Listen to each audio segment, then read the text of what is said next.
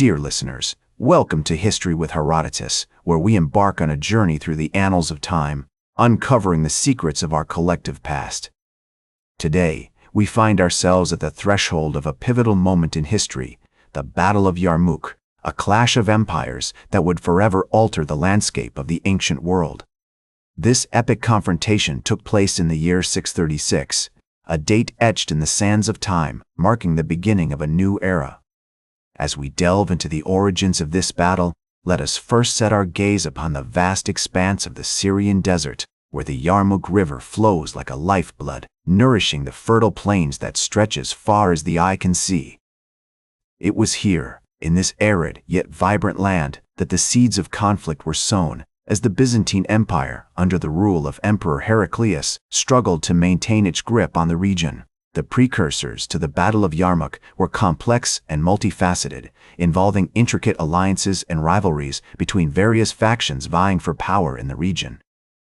The Ghassanid Arabs, who had long been allied with the Byzantines, found themselves increasingly drawn into the conflict, while the Lakhmids, another Arab tribe, sided with the Rashidun Caliphate, a burgeoning Islamic state that would eventually become the dominant force in the region. These shifting allegiances and rivalries were further complicated by the presence of other groups, such as the Tanukids and the Judum, who played important roles in the lead-up to the battle. One of the key figures involved in the lead-up to the Battle of Yarmouk was Abu Ubaidah ibn al-Jarrah, a skilled military commander who would play a crucial role in the battle itself. In 635, Abu Ubaidah led a Rashidun army into Syria, capturing the city of Damascus and paving the way for further conquests.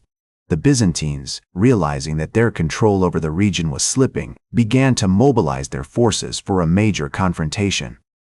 Emperor Heraclius, determined to stem the tide of Islamic expansion, dispatched a large army to the region, led by the experienced generals Theodore Trithyrius and Vahan. The Byzantines, with their heavily armored cavalry and fortified infantry, were a formidable force. But the Rashidun army, driven by their faith and fueled by their desire for conquest, were determined to emerge victorious. The historical context of the Battle of Yarmouk was marked by significant events and figures that shaped the course of the conflict. The Byzantine Empire, still reeling from the devastating effects of the plague of Justinian, was struggling to maintain its control over the region. Meanwhile, the Rashidun Caliphate, under the leadership of Caliph Umar ibn al-Khattab, was expanding its territories at a rapid pace, driven by a combination of military prowess and religious zeal. The fate of empires hangs in the balance, and the outcome of this pivotal battle will have far-reaching consequences for the ancient world. Let us proceed, with caution and curiosity, into the very heart of the Battle of Yarmouk. The Battle of Yarmouk, fought in the year 636, was a masterpiece of military strategy and tactics. The Rashidun army, led by the brilliant commander Khalid ibn al-Walid, employed innovative techniques such as the feigned retreat, where they would pretend to flee from the battlefield only to lure the Byzantine cavalry into a trap. This tactic proved devastatingly effective, as the Byzantines, weighed down by their heavy armor, were unable to pursue the agile Rashidun horsemen. As the battle raged on, the Byzantine lines began to waver, and it was here that the Rashidun infantry played a crucial role. Armed with long spears and shields, they formed a dense phalanx that proved impenetrable to the Byzantine cavalry charges. The Rashidun archers, meanwhile, poured arrows into the Byzantine ranks, weakening their resolve and causing chaos among their formations. One of the key factors that contributed to the Rashidun victory was their superior mobility.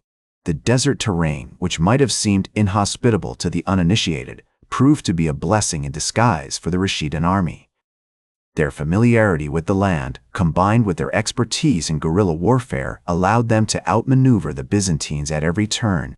The Byzantine army, on the other hand, was hindered by its own weight and complexity. The heavily armored cavalry, which had once been the backbone of the Byzantine military, proved cumbersome in the face of the Rashidun mobility. The Byzantine infantry, meanwhile, was slow to respond to the changing circumstances on the battlefield, and their formations were often disrupted by the Rashidun tactics. As the day wore on, the Byzantines found themselves increasingly isolated and demoralized. Their commander, Theodore Trithyrius, was killed in the fighting, and his death marked a turning point in the battle. The Rashidun army, sensing victory within their grasp, pressed their advantage with renewed ferocity. The aftermath of the Battle of Yarmouk was nothing short of catastrophic for the Byzantine Empire. The loss of life was staggering, with estimates suggesting that up to 50,000 Byzantine soldiers perished on the battlefield. The Rashidun army, meanwhile, had emerged victorious, having suffered relatively light casualties. The consequences of the Battle of Yarmouk were far-reaching and profound. The Byzantine Empire, which had once stretched from the shores of the Mediterranean to the borders of Persia, was now forced to retreat behind its fortified walls. The Rashidun Caliphate, on the other hand, had established itself as a major power in the region, and its expansion would continue unchecked for centuries to come. The defeat at Yarmouk marked a significant turning point for the Byzantine Empire. The loss of such a substantial portion of its army, estimated to be as high as 50,000 soldiers, severely weakened its military capabilities. This blow was compounded by the strategic loss of Syria and Palestine, which had been crucial provinces providing significant revenue and resources to the empire. The Byzantines were forced to retreat behind their fortified walls, abandoning much of their territory in the Middle East to the expanding Rashidun Caliphate.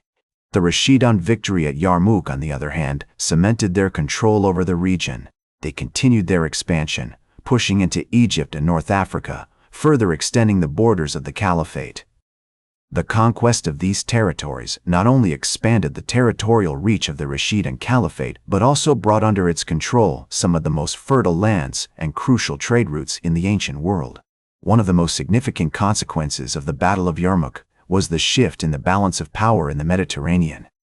The Byzantine Empire, once the dominant force, found itself on the defensive, struggling to maintain its borders against the relentless expansion of the Rashidun Caliphate. This shift had far-reaching implications for trade, culture, and politics across the region. The Byzantines, forced to focus on their European territories, saw a decline in their influence over the eastern Mediterranean, while the Rashidun Caliphate emerged as a new hegemonic power shaping the destiny of the Middle East and beyond. The cultural and religious landscape of the conquered territories also underwent significant changes following the Battle of Yarmouk. While the Rashidun Caliphate was generally tolerant of other religions, the spread of Islam began to transform the demographic and cultural makeup of these regions. Mosques were built, Islamic schools and centers of learning were established, and Arabic became a dominant language alongside the existing tongues of the region. This period saw the beginning of a rich cultural synthesis, as Islamic traditions blended with local customs, contributing to the vibrant mosaic that characterizes the Middle East today. In the years and centuries following Yarmouk, the legacy of the battle continued to shape the course of history. The Rashidun Caliphate gave way to subsequent Islamic dynasties, each leaving its mark on the region. The Byzantine Empire, though diminished, managed to survive for another 1,000 years, its capital, Constantinople, remaining a beacon of Christianity in a sea of Islam. The consequences of Yarmouk continue to resonate through the ages, a reminder of the complex interplay between empires, ideas, and faiths that has always defined human history. That's all for today's History with Herodotus. Remember to like, share, and subscribe, and, until next time, remember that to understand the present, we must first understand the past.